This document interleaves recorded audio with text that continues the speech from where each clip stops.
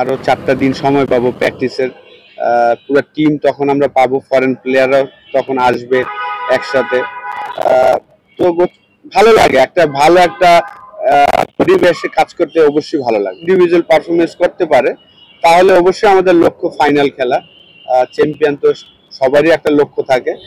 এটা আমার স্টার্ট, আমি শেখার চেষ্টা করছি। আমি আশা করব যে মিকি আর আমাদের হেড কোচ, তার সাথে থেকে আমি অনেক কিছু হয়তো শিখতে পারবো। অবশ্যই আমি আমার এক্সপিরিয়েন্সটা তো শেয়ার করব, খেলার এক্সপিরিয়েন্স, দেখার এক্সপিরিয়েন্স।